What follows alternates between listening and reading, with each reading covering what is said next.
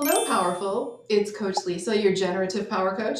Today, let me explain what I mean by developing your voice.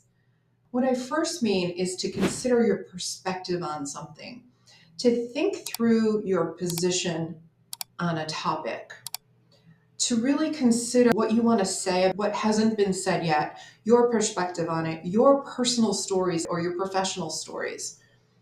Sometimes this is referred to as thought leadership. So, what's your thought leadership on a particular topic? And you've now got a vision in mind that you developed, or maybe it's continued to evolve. So, with your vision in mind, and then the goals related to that vision, I want you to think about how you're sharing your perspective on whatever this topic is, this business is, this venture is, adventure is. As you've been thinking about this goal and this vision, I know that you've developed more specific thoughts about it and you've been working towards it. What do you have to share with the world about what you've learned? I know you have things that you've learned.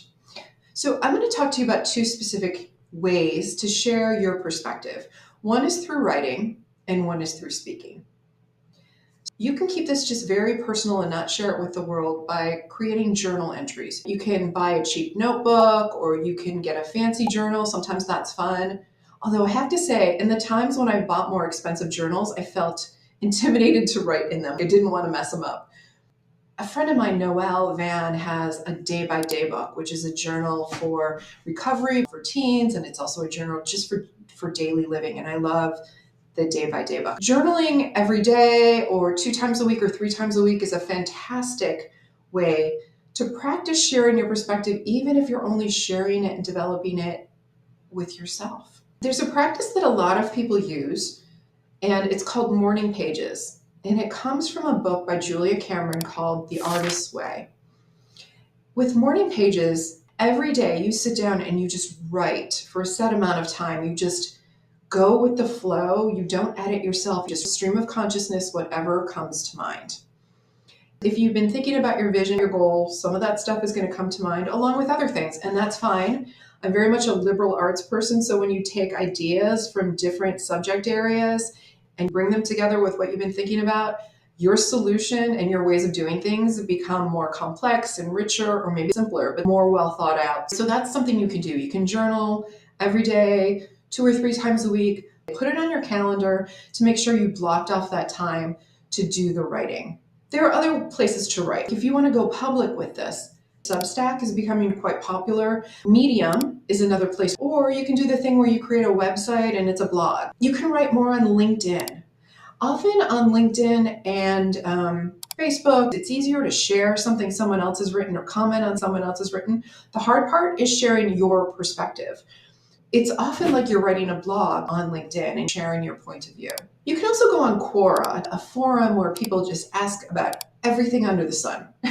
Say that your topic is on quilting. Just picking that out of thin air. Search for quilting and you'll find all these questions that people have asked. You can jump in and you can answer them in any way you want. Another thing to do, just to broaden your thinking, is to write a fictional short story about your topic or your venture or your adventure. Make it a fictionalized short story. You can have characters that you're dreaming up. You can have things happen that wouldn't normally happen in your life, things you've seen on TV, things that you've read about. Just create a short story. And don't worry about it being good. You don't have to share it unless you want to. Just go with the flow and get it out. By choosing another genre like short story fiction, you're going to expand your thinking, your solutions, and your possibility. In-person options are meetups. There's actually a website called Meetup. There are meetups on every topic you can imagine. If you're starting a business, or you are a software engineer, or you want to go hiking, go to Meetup, depending on where you live. If you live in a more urban area, there are going to be more meetups. Just go search on whatever topic you're interested in, find a meetup and join. Sometimes there's a small fee. Some of these are virtual, but there are a lot of them in real life. It's a great way to meet people. I've met a bunch of friends doing hiking meetups, so I know that this has worked for me. Another thing is Toastmasters. I have been a member and it's been very impactful. There was a time where I was super uncomfortable speaking in public. I would run meetings at work and that was fine, but other types of speaking, even introducing a speaker at work, I was really uncomfortable. In my 30s, I decided that could not be the case for the rest of my life, and I joined Toastmasters. I eventually became president of my chapter, and I learned a ton from it. People often say that I'm a natural speaker, which is a fantastic compliment. I've been working on speaking for 30 years so that I sound natural. Kind of funny. Toastmasters is very cost effective. It's an inexpensive club to join. You start very simple. Your first speech is you stand up and introduce yourself to the group, and then you can do 3 to 5 minutes where you are introducing yourself in a more formal way. There's a book that walks you through the steps. People are very gentle and welcoming. Everyone started where they weren't comfortable speaking when they came to Toastmasters. You can create a YouTube channel, and that's free. Just the way I'm creating these videos, you can do the same. If there's a topic related to your vision, your goal, you can start creating videos. It's super easy. Another way to share your voice, a bit more work, is to start a podcast. There's some expense with starting a podcast. There's equipment, an editor, a hosting service. I use Libsyn. There are tons of courses online.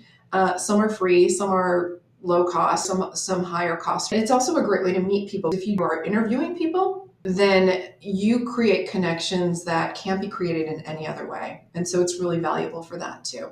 Those are many ways to start developing your voice, or to continue developing your voice and get your message out into the world as a thought leader, or someone who's continuing to think through topics and create value. When you put your ideas out into the world, you're creating value for other people while you create more self-confidence and power for yourself. This whole exercise is about generating more power. As you interact with the world, as you think through things, you're generating more internal power. So while some of these things might seem uncomfortable and might be hard to fit into your schedule, if you want to develop your speaking voice, your writing voice, your voice in general, consider at least one of these suggestions and do it. All right, stay powerful. I look forward to hearing your voice. Lesson learned there, and we can apply that to what we already know